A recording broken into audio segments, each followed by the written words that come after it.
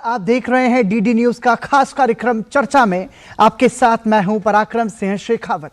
प्रधानमंत्री नरेंद्र मोदी ने आज रोजगार मेले के तहत 51,000 युवाओं को मिली नौकरी के लिए तहत नियुक्ति पत्र वितरित किए और इस दौरान प्रधानमंत्री नरेंद्र मोदी ने कहा कि ये आत्मनिर्भर भारत बनने की दिशा में एक महत्वपूर्ण पहल है।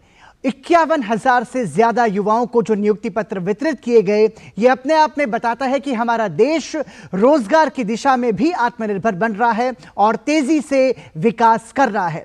साथ ही साथ प्रधानमंत्री नरेंद्र मोदी ने यह भी कहा कि भारत सरकार ने युवाओं को आगे बढ़ाने में और युवाओं को प्राथमिकता लाने में अपना ध्यान केंद्रित किया है और ये जो तमाम सारे ऐसे प्रयास हैं, ये अपने आप में दर्शाते हैं कि हर दिशा में आर्थिक मोर्चे पर भी बेहतर काम करते हुए सरकार लगातार प्रयास कर रही है। आपको बता दें कि सरकार ने जो अब तक प्रयास किए हैं उसमें 9 सालों के शासनकाल में 1.25 करोड़ मतलब 1.25 करोड़ रोजगार जो हैं वो रोजगार मेले के तहत दिए हैं। ये सभी रोजगार जो आज 51,000 युवाओं को जो नियुक्ति पत्र दिए गए, ये सरकारी नौकरी इन्हें दी जाएगी और इसके जरिए प्रधानमंत्री ने कहा कि एक तरीके से दिवाली का जो माहौल है ये उनके परिवारों के लिए भी होगा।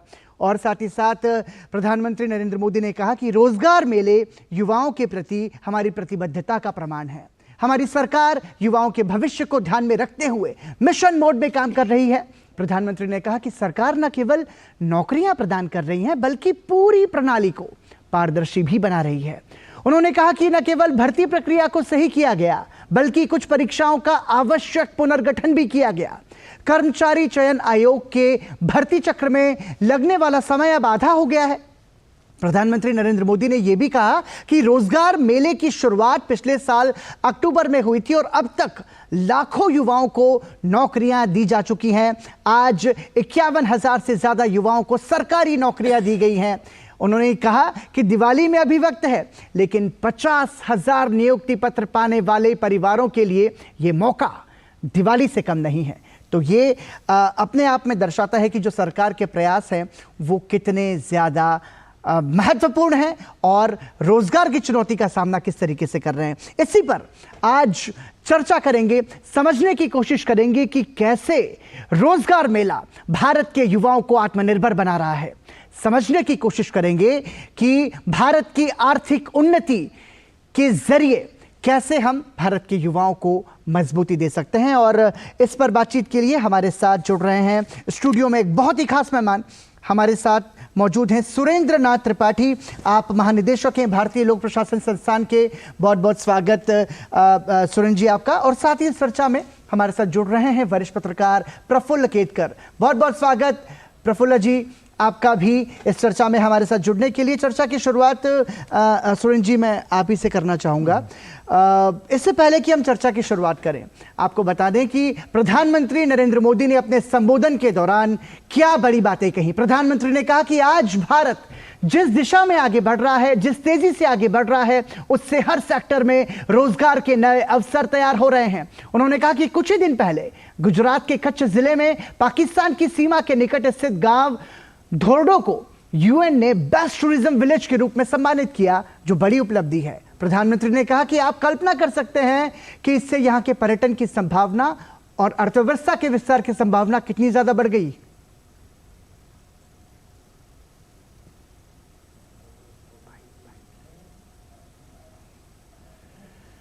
प्रधानमंत्री द्वारा युवाओं को सौंपे गए नियुक्ति पत्र विभिन्न विभागों से हैं। देश भर से चुने गए ये कर्मचारी गृह मंत्रालय, राजस्व विभाग, रेल मंत्रालय, उच्च शिक्षा विभाग, डाक विभाग, स्कूल शिक्षा साक्षरता विभाग और मंत्रालय सहित सरकार के विभिन्न विभागों में शामिल होंगे। हमने भर्ती प्रक्रिया को न सिर्फ स्ट्रीमलाइन किया है बल्कि कुछ परीक्षाओं को रिस्ट्रक्चर भी किया है। स्टाफ सिलेक्शन कमीशन की रिक्रूटमेंट साइकिल में जो समय लगता था वो लगने वाला समय अब करीब करीब आधा हो गया है। यानी सर्कुलर पत्र जारी होने से लेकर नियुक्ति पत्र देने तक के समय को काफी कम कर दिया है। इससे युवाओं के समय की बड़ी बचत हुई है। युवाओं के हित में सरकार ने एक और महत्वपूर्ण बदलाव किया है। एसएससी के कुछ परीक्षाओं को हिंदी, इंग्लिश और 13 क्षेत्रीय भाषाओं में लेना शुरू कर दिया है। प्रधानमंत्री ने कहा कि हर देश के पास अलग तरह का सामर्थ्य होता है। उन्होंने कहा कि देश की युवा शक्ति जितनी ज्यादा मजबूत होगी, देश उतना तेजी से विकास करेगा। हर देश के पास अलग तरह का सामर्थ्य होता है। किसी के पास प्राकृतिक संसाधन होते हैं, कोई खनिज से संपन्न होता है, तो किसी के पास लंबे समुद्र तट की ताकत होती है। लेकिन इस सामर्थ्य का उपयोग करने के लिए जिस सबसे बड़ी ताकत की आवश्यकता होती है, वो होती है हमारी युवा शक्ति। युवा शक्ति जितनी ज्यादा मजबूत होगी, देश उतना ज्यादा विकास करेगा। प्रधानमंत्री ने कहा कि आज तकनीक के दौर में सब कुछ तेजी से बदल रहा है। प्रधानमंत्री ने यह भी कहा कि युवाओं के लिए रोजगार के अवसर तैयार करना राष्ट्र निर्माण की प्रक्रिया का महत्वपूर्ण हिस्सा है। आज तकनीक के दौर में सब कुछ तेजी से बदल रहा है, इसलिए हर किसी को अपने हुनर और ज्ञान को अपडेट करते रहना होगा। कोई भी नई स्किल सीखने के बाद ये बहुत जरूरी है कि उसे निरंतर अपस्किल और रीस्किल किया जाए। पीएम विश्वकर्मा योजना के तहत कारीगरों के ट्रेडिशनल स्किल्स को मॉडर्न टेक्नोलॉजी और टूल्स से जोड़ा जा रहा है। मेरे परिवारजनों, युवाओं के लिए रोजगार के अवसर तैयार करना राष्ट्र निर्माण की प्रक्रिया का महत्वपूर्ण हिस्सा है। ये विकसित भारत के लक्ष्य को हासिल करने की दिशा में एक जरूरी कदम है। तो विकसित भारत को स्थापित करने की दिशा में एक महत्वपूर्ण कदम है, ये कहना है प्रधानमंत्री नरेंद्र मोदी का। चर्चा को आगे बढ़ाते हैं। सुरेंद्र जी, सबसे पहला सवाल आप ही से। देखिए, 22 अक्टूबर 2022 को ये वो तारीख है जब पहला रोजगार मेला आयोजित किया गया, और पहला रोजगार मेला तो आयोजित हुआ और इसके तहत 75,000 से ज्यादा रोजगार दिए गए थे, और अब तक ऐसे 10 कार्यक्रम आयोजित किए जा चुके हैं, और अब तक रोजगार मेले से कुल 6,51,000 से ज्यादा रोजगारों का सृजन हुआ है। कितनी बड़ी उपलब्धि भारत के लिए? ये बहुत बड़ी उपलब्धि है, खासतौर से बेरोजगार युवाओं के लिए। देश की युवा शक्ति ही किसी देश की शक्ति के विकास का आधार होती है। विकसित भारत बनाने में युवाओं का, युवा शक्ति का और उनको सुनियोजित करने का जो सरकार का प्रयास है, वो अत्यंत सराहनीय है। इस दिशा में मैं डीओपीटी मंत्रालय का जो कार्यक्रम है कि सारे मंत्रालयों को, सारी राज्य सरकारों को इकट्ठा करके जितनी वैकेंसी उनको फिलअप करने के लिए प्रयास करना एक अच्छी बात है और सबको बधाई देनी चाहिए। खासतौर से जो 6,51,000 रिक्रूटमेंट हुए हैं, ये रोजगार सृजन नहीं हुआ है, लोगों को रोजगार पत्र दिए गए हैं। उनके अगर 6,51,000 लोगों को दिया गया है, उनके पीछे अगर 5 परिवार को देख लिया जाए तो कितने परिवारों की उन्नति का मार्ग ये सृजन कर रहा है। और युवा शक्ति सरकार निर्भर ना बने, इसलिए माननीय प्रधानमंत्री ने भी कहा कि और सेक्टर्स में भी, टूरिज्म में है या और सारे सेक्टर, स्पेस सेक्टर में सब में रोजगार के अवसर उपलब्ध हो रहे हैं, बहुत ज्यादा बढ़ेंगी और युवा शक्ति उसका सदुपयोग करे। बिल्कुल, प्रफुल्ल जी हमारे साथ जुड़े हुए हैं। प्रफुल्ल जी, समझना चाहेंगे आपसे, देखिए टूरिज्म सेक्टर का जिक्र अभी सुरेंद्र नाथ जी ने किया और इसमें यह भी बताया जा रहा है कि 13 से 14 करोड़ युवाओं को टूरिज्म सेक्टर में भी रोजगार मिलेगा। रोजगार मेले के जरिए जो सरकार का प्रयास है, जब प्रधानमंत्री ये कहते हैं कि ये हमारी युवाओं के प्रति प्रतिबद्धता को प्रमाणित करता है कि हम अब तक 6,51,000 से ज्यादा रोजगार के तहत नियुक्ति पत्र दे चुके हैं भारत के युवाओं को, आपकी नजर में ये कितनी बड़ी उपलब्धि? जी पराक्रम, वैसे तो आप 6,51,000 कह रहे हैं, इस वर्ष के अंत तक 10 लाख का ये टारगेट है जी। National skill development corporation NSDC के द्वारा और मिनिस्ट्री ऑफ स्किल डेवलपमेंट ने ये जो इनिशिएटिव लिया है, इसकी खास बात जी, प्रफुल्ल जी म्यूट हो गया, अनम्यूट कर दीजिए। कि आने वाले समय में इसका फिर से नया विंडो अप्लाई करने का खुल गया है जी। तो इसके कारण क्या हो रहा है, तो ये NSDC के द्वारा जो रोजगार मेले आयोजित होते हैं, इसमें 3 तरह के लाभ हुए हैं। पहली बात तो यह है कि 1835 वर्ष की आयु के जो 8वीं से 10वीं कक्षा से लेकर IIT, डिप्लोमा, ग्रेजुएट लेवल तक के जो कैंडिडेट्स है, जिनके पास NSDC का कुछ ना कुछ स्किल का सर्टिफिकेट है जी, ऐसे लोग इसमें अप्लाई करते हैं और इनको इन रोजगार मेले के तहत मात्र 1 या 2 दिनों की प्रक्रिया में ये सारा रिक्रूटमेंट का प्रोसेस हो जाता है और एक तरह से हम कह सकते हैं कि ये रोजगार मेले जॉब सीकर्स और जॉब गिवर्स इनको एक मंच पर लाने का काम करते हैं।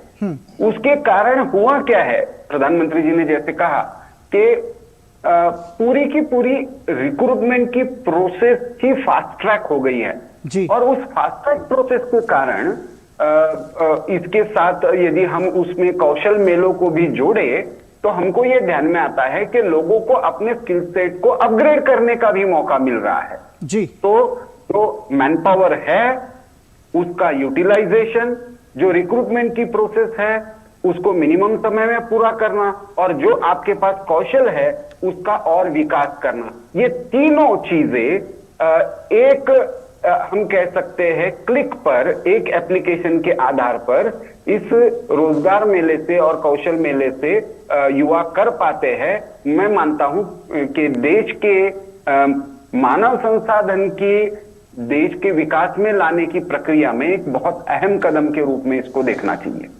बिल्कुल, ये बहुत ही महत्वपूर्ण प्रयास है मोदी सरकार का, जिसके जरिए इतने ज्यादा रोजगारों का सृजन हुआ। फिलहाल इस चर्चा में रुक रहे हैं एक छोटे से ब्रेक के लिए। देखते रहिए DD न्यूज। मैं क्या जी, सब जानते हैं, जहां दिखे मारियो, अपना समझ के खा लियो।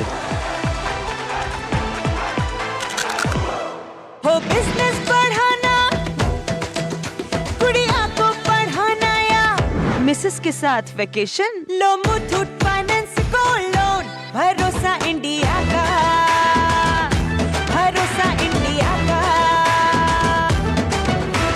मुथूट फाइनेंस, भारत का नंबर 1 सबसे भरोसेमंद financial services brand. Gold loan के लिए अभी कॉल करें 1-800-313-1212। गोल्डी छोले मसाले, जहाँ जाए रिश्ते बनाए, जहाँ जाए रिश्ते बनाए, गोल्डी मसाले।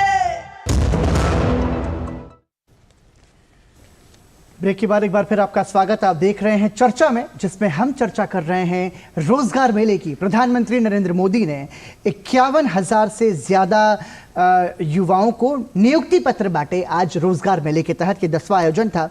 सुरेंद्र नाथ जी, जब प्रधानमंत्री ये कहते हैं कि हमने इस पूरी प्रक्रिया को पारदर्शी बनाया है और इससे कि हमारे देश के युवाओं का जो विश्वास है वो सरकारी तंत्र के प्रति और ज्यादा मजबूत हो और ज्यादा बढ़े, और जब प्रधानमंत्री कहते हैं कि राष्ट्र निर्माण में युवाओं को मजबूती देना एक महत्वपूर्ण प्रक्रिया है, इसे कैसे देखते हैं? इसे मैं इस तरह 2 तरीके से देखता हूँ। एक तो है कि नियुक्ति प्रक्रिया का सरलीकरण और उस पर आमूल चूल परिवर्तन जी। ये हर एक के लिए विश्वास भाजन हुआ है।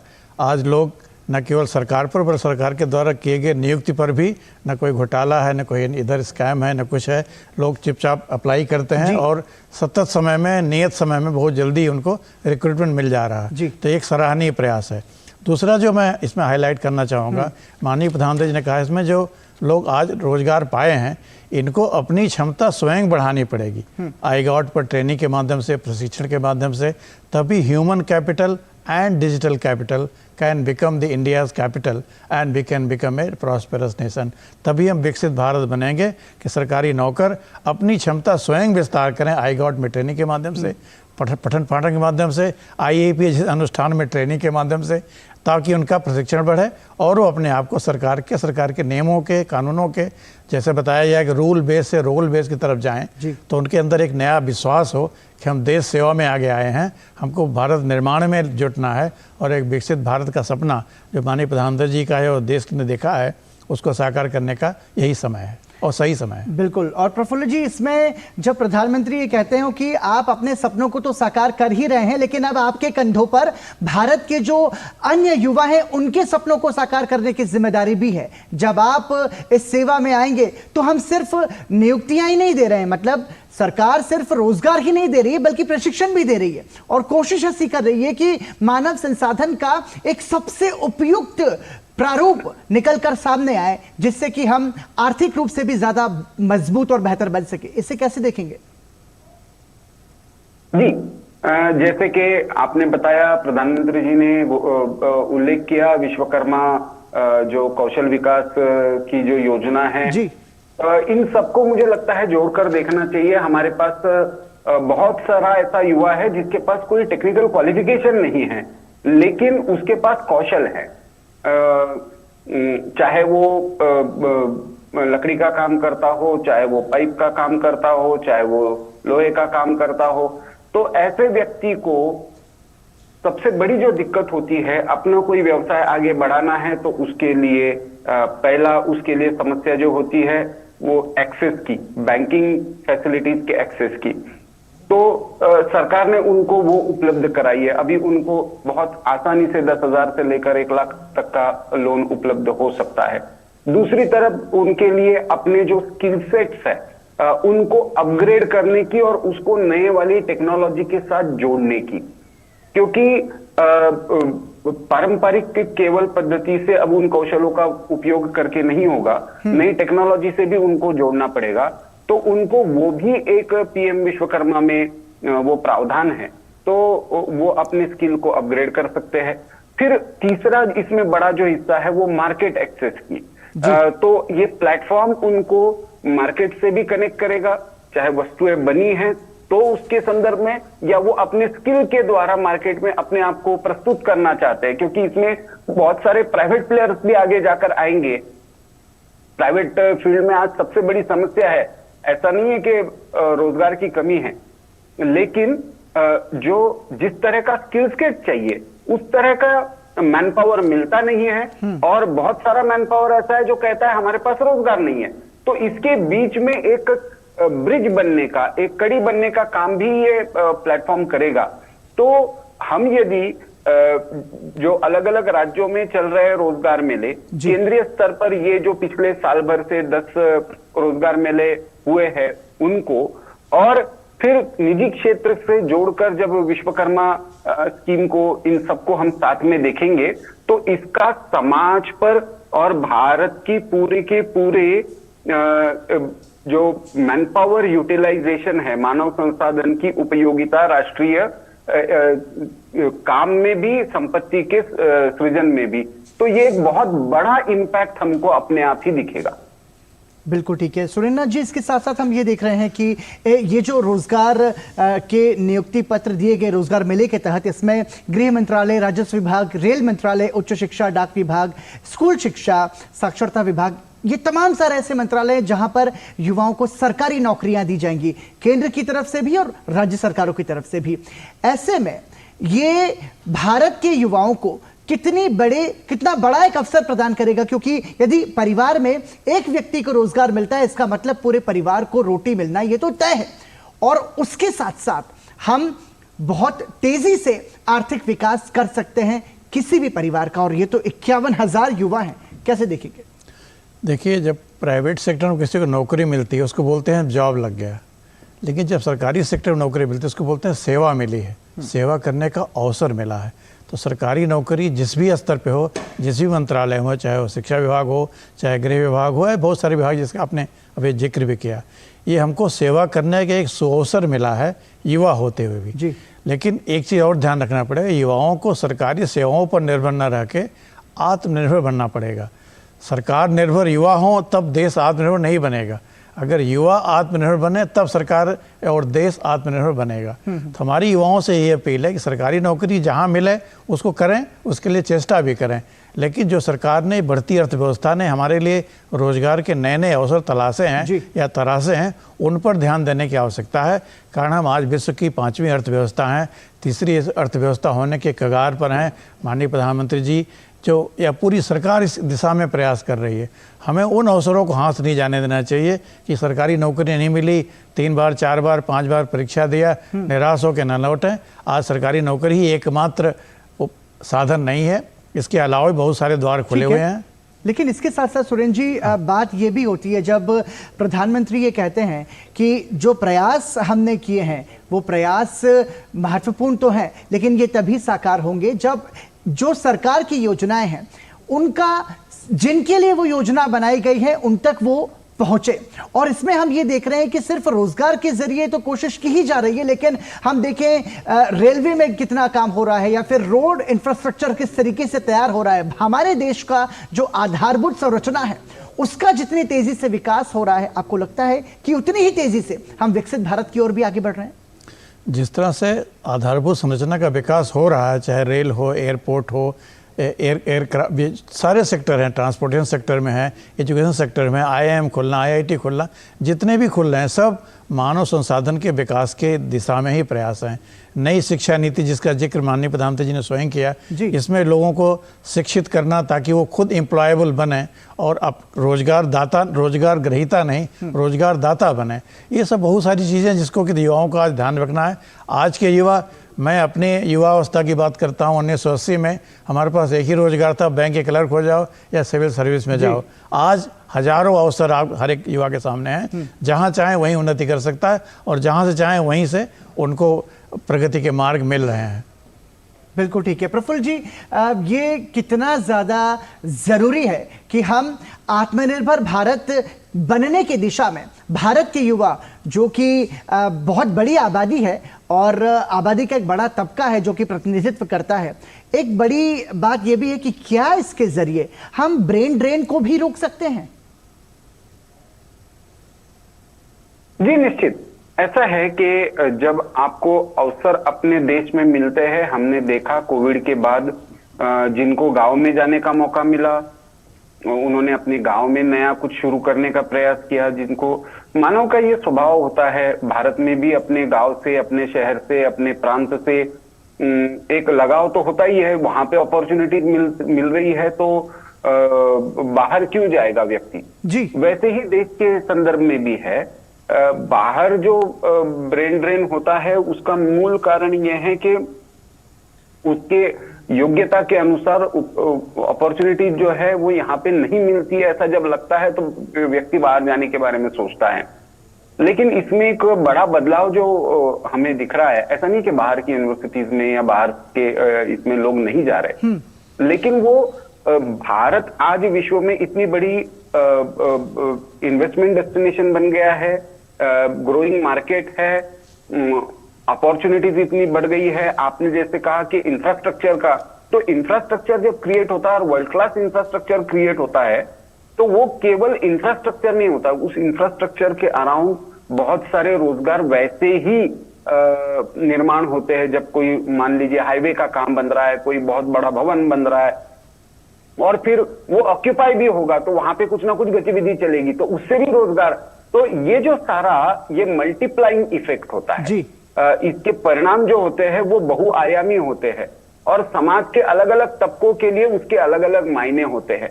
तो जैसे अभी आज मान लो 51,000 लोगों को गृह मंत्रालय में या राजस्व विभाग में या पिछले वाले इसमें हमने जैसे देखा कि आयुष और नॉर्थ ईस्ट जैसे मिनिस्ट्रीज में भी बहुत बड़े इसमें रोजगार मिले हैं।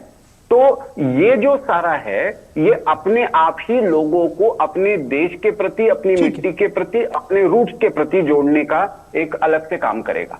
निश्चित रूप से ये सरकार का एक अभिनव प्रयास है जो कि भारत को और ज्यादा मजबूती से आगे बढ़ाएगा। और स्वामी विवेकानंद ने कहा था कि भारत के युवाओं में इतनी सामर्थ्य है कि वो असंभव को भी संभव कर सकता है, ये उन्होंने तब कहा था। और आज हम इसे साकार होता हुआ देख रहे हैं क्योंकि भारत के युवा न सिर्फ भारत में बल्कि अंतर्राष्ट्रीय स्तर पर भी भारत की प्रतिभा का लोहा मनवा रहे हैं। उम्मीद करते हैं कि रोजगार मेले के जरिए जिन युवाओं को रोजगार मिला है वो राष्ट्र निर्माण में अपनी महत्वपूर्ण भूमिका निभाएंगे और भारत की प्रगति में बड़ा योगदान देंगे। इसी के साथ चर्चा को यहीं विराम देते हैं। बहुत बहुत धन्यवाद सुरेंद्र त्रिपाठी जी इस चर्चा में हमारे साथ जुड़ने के लिए। बहुत धन्यवाद प्रफुल्ल केतकर जी आपका भी इस चर्चा में हमारे साथ जुड़ने के लिए। और आप सभी दर्शकों का भी बहुत बहुत धन्यवाद। लेकिन डीडी न्यूज़ पर खबरों का सफर लगातार जारी है, देखते रहिए डीडी न्यूज़।